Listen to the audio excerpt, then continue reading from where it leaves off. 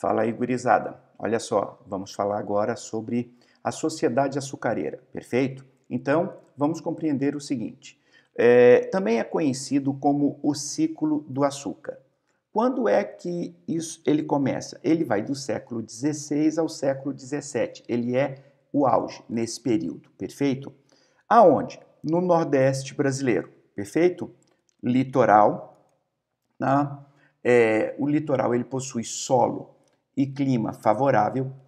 Os portugueses, eles têm, né, relembrando que eles têm a experiência do cultivo lá nos Açores, né, Cabo Verde, na Ilha da Madeira, tem um mercado consumidor na Europa e eu tenho um alto valor agregado a esse produto, perfeito? E nele eu tenho a participação do capital holandês, né, financiamento da produção, transporte, refino e distribuição na América. Na Europa, não na América, desculpa. Este é que é a participação do capital holandês. Cuidado, já surgiu em questões em respeito à participação de outros capitais. Sim, existem, tá? Então, por exemplo, o capital italiano, ele também surgiu neste período. E sempre reforçando, aqui neste mapa, o que você está vendo? Você está vendo os principais engenhos existentes no período no cultivo da cana. Lembrando que começa o cultivo lá em São Vicente, no litoral de São Paulo, tenham sempre isso em mente, e aí a posteriori é onde eu vou ter o grande centro produtor, inclusive mundial, quando os holandeses ocuparem a região. Tranquilo? Outra coisa que vocês precisam estar atento. Quando nós estamos falando que ele vai do século XVI ao século XVII, que é o seu auge, continua-se depois o cultivo da cana-de-açúcar. Perfeito? Ele simplesmente vai sofrer uma concorrência, tá, de outras regiões do planeta. Tá legal? Então, tudo que aquilo, sempre que converso com vocês, alertando, cuidado que as coisas estão acontecendo ao mesmo tempo. Então, quando eu estou falando aqui dessa sociedade açucareira, então tem todo um conjunto de coisas por trás para essa sociedade funcionar. Legal? Mão de obra, perfeito? A indígena, mão de obra escrava, os produtos periféricos, ou seja, marginais, outros tipos de produção. Então, está tudo acontecendo, construindo-se uma sociedade. Então, eu quero que vocês entendam isso. O mundo está rodando, o mundo está girando, né? A roda gira. Então, nós estamos falando do Brasil, a Europa está lá pegando fogo nesse período também. Legal? Então, vamos lá seguindo, continuando dentro da nossa sociedade açucareira. Perfeito? Bom, vamos lá. Como é que era composto esse ciclo do açúcar? Eu tinha o engenho, né, que era chamada unidade produtiva básica, eu tinha a casa grande, né, a residência do senhor, e eu tinha a senzala. Legal? Um engenho real, ele era composto por mais coisas, né? Então, inclusive eu sugiro, anota aí, sugiro para os senhores acessarem lá no YouTube, TV Brasil, Histórias do Brasil, né? Você vai ver o episódio 2 exatamente, que é sobre o açúcar. Lembra que eu pedi para vocês assistirem isso lá atrás? Então, assistam novamente, legal? Então, o que você tem? No engenho real você vai ter capela, tu vai ter a moenda, agricultura de subsistência não que não tenha no outro engenho, perfeito? Eu tenho gado para transporte, então eu tenho, basicamente, eu sou autossuficiente, tranquilo? Então, seguindo aqui a imagem da senzala. Vamos lá. A sociedade açucareira, ela era, relembrando, ela era formada por senhores, né, por escravos. Então ela é patriarcal, legal? É o patriarcalismo. E eu tenho o ruralismo. Ela é uma sociedade rural, ela não é urbana. No Brasil colônia, o processo de urbanização de cidades, né, de uma sociedade urbana, vai se dar a partir do ciclo do ouro. Tranquilo? Então, seguindo aí. Durante aquilo que eu falei para vocês, que a roda está girando. Então, durante o ciclo do açúcar, eu tenho outros produtos que, teoricamente, dão suporte à atividade canavieira. Legal? O gado, né, que é explorado no interior, ele vai dar couro, tração, carne, leite, trabalho livre e é uma pecuária de extensão. Adendo, lembre-se que no Nordeste a atividade pecuária ela é atividade complementar. Aqui no sul, por exemplo, quando lá no ciclo do ouro, é a atividade principal. Legal? Então tem sempre isso aí.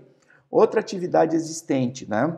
Fumo, né? O fumo era trocado por escravos na África. Drogas do sertão, né? Eram produtos extraídos da floresta amazônica com relativo valor na Europa, como anil, guaraná, salsa, corante e, sobretudo, o nosso querido e amado cacau, né? Também a agricultura de subsistência, que eu disse para vocês que estava ligado à atividade colonial. Perfeito? Então, aqui você tem um mapa. Este mapa mostra para vocês a produção. Perfeito? Então, o que que você tem aqui? Né?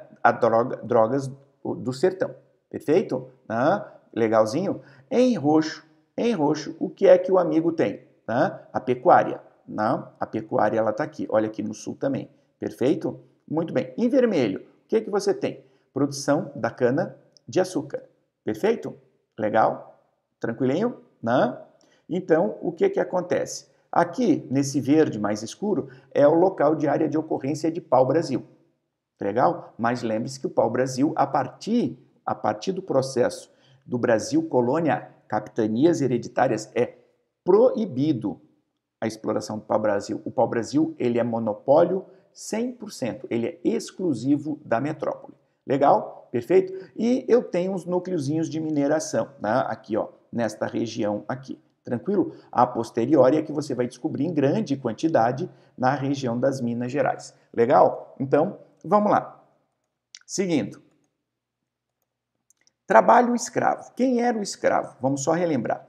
O trabalho inicialmente era feito pelos índios. Perfeito? Eles vão ser utilizados até mais ou menos 1560. Eles também serão utilizados mais para frente. Mas a grande captura é nesse período. Por quê? A partir de 1560, por uma questão econômica e pressão da igreja, começará a ser introduzido a mão de obra escrava, né? Então, por uma fonte de lucro extra.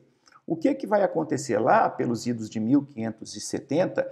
Vai vir uma carta régia proibindo a escravização indígena, a não ser por guerra justa, ou seja, guerra aprovada pela coroa. Geralmente eram onde grupos indígenas não se submetiam ao poder da coroa portuguesa. Então era autorizado a sua escravização. Legal? E eles eram utilizados nas mais diversas áreas de trabalho, como vocês aqui estão vendo. Tranquilinho? Bom, como é que eles eram transportados? Eles eram transportados nos navios negreiros, ou também conhecido como navios tumbeiros. Eu estou colocando aqui para vocês, né, o que seria um navio negreiro. Legal? À disposição de crianças, mulheres, né, sentinelas armados, moleques, né, machos adultos e mulheres grávidas. Né? Lembrando aos senhores que, segundo alguns historiadores, metade da carga, ou seja, metade dos africanos trazidos morriam na viagem. Tranquilo? Bom, então, vamos lá. Lembrando sempre, né, que é a questão da mão de obra existente. Eu proíbo uma e permito a outra, né? Então, aqui você está vendo nesse mapa o quê? De onde eles vêm, né? Eles são os sudaneses e são os bantus, né? Perfeito? São os grupos. Então, eles vão abastecer não só a América do Sul, a América Central e a América do Norte. Tranquilinho? Então, vamos lá seguindo. Lembre-se, senhores, que eles serão utilizados nas mais diversas áreas de trabalho. Tranquilo? Seguindo, aí a forma de castigo, né? A palmatória, que os senhores estão vendo, além do que a questão ali do açoite no tronco, que era extremamente comum esse tipo de castigo. Legal? Aqui, ao meio, você está vendo quem? O capitão do mato. Né? O capitão do mato é o cara que é incumbido de ir caçar, efetivamente buscar um escravo fujão. Então ele saía em busca. Geralmente era um ex-escravo, é um escravo liberto que se tornava um capitão do mato. Durante esse período do ciclo do açúcar, como eu falei para vocês que a roda gira, o que é que você tem? Você tem um negócio na história chamado de União Ibérica. O que é a União Ibérica? É a união da coroa portuguesa com a coroa espanhola. Por que isso vai acontecer? Essa união vai ser entre 1580 e 1640, né? Que é quando Portugal e Espanha eles ficam como único rei. Legal?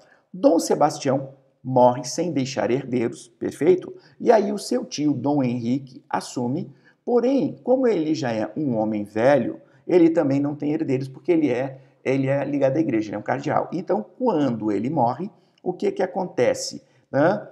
O rei da Espanha Filipe II, ele vai reivindicar o trono português. Então ele invade Portugal e aí vai impor um governo conjunto. Perfeito? Então você tem ali a imagem de Dom Sebastião e embaixo Filipe II da Espanha.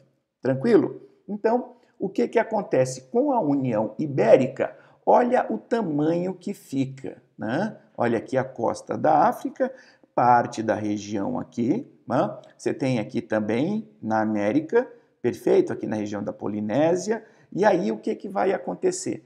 Lembre-se, os senhores, os inimigos da Espanha tornam-se inimigos de Portugal, né? Então, houve um acordo, né? A nobreza portuguesa mantém a manutenção, né, administrativa das colônias, né? Então, internamente não há alteração, tá? Fica como está.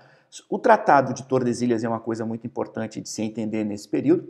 O Tratado de Tordesilhas, assinado lá em 1494, ele vai ser ultrapassado, quer dizer, se eu sou um único reino, ele não tem função, então os bandeirantes vão adentrar, e aí em 1640, quando acaba-se a União Ibérica, vai começar todo um processo de negociação tensa, até que em 1750 vão assinar um novo tratado chamado Tratado de Madrid, né?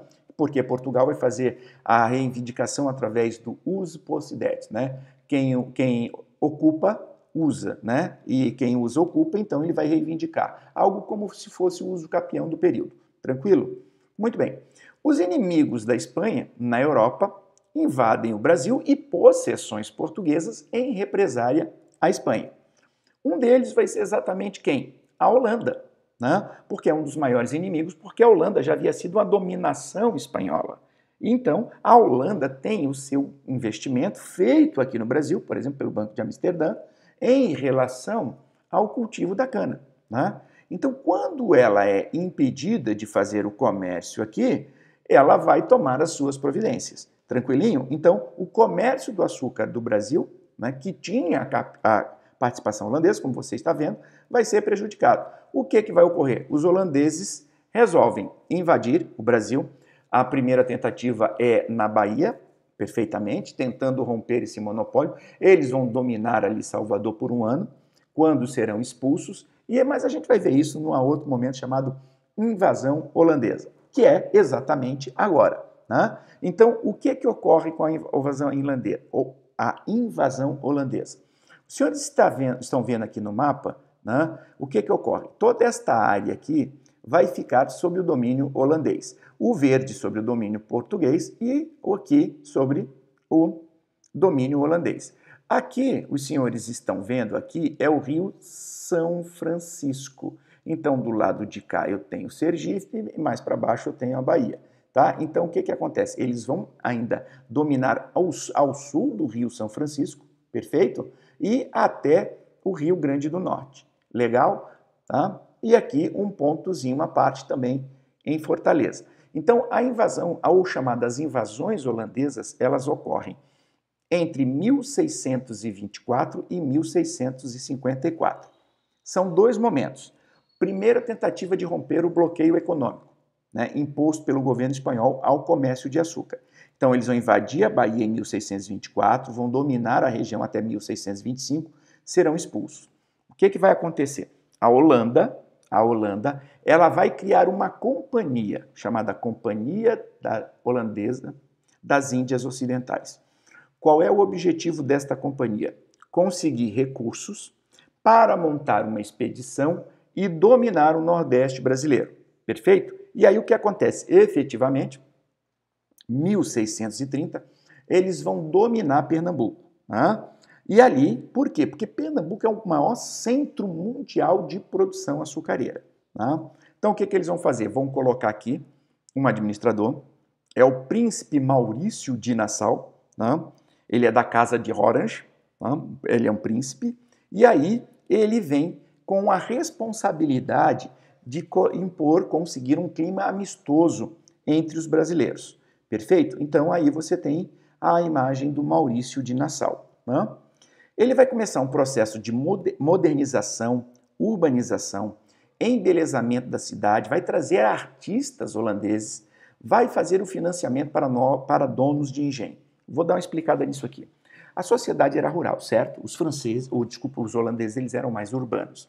Então, o que acontece? Essa galera aí, quando da invasão, muitos fogem e abandonam os seus engenhos. E o Maurício de Nassau acena lá, com uma bandeirinha branca, e diz assim, olha, pode voltar para cá, tem financiamento para vocês voltarem a produzir, para comprar escravos e tal. Então, o que ele faz? Como administrador, o cara é fantástico, perfeito? E aí, o que ele faz? Ele dá liberdade de culto, né, exatamente porque tinha uma quantidade de cristãos, né, eram católicos aqui, os holandeses são calvinistas, perfeito? Então, o que ele faz? Vieram missionários, né, da Holanda para cá e reclamavam, porque ele não ajudava no processo, né, dos missionários. Ele fazia aquele jogo de ir para lá, ir para cá, para lá, ir para cá. Né, o negócio dele, eu estou administrando, está bem, está tudo correndo dentro da conformidade. Legal?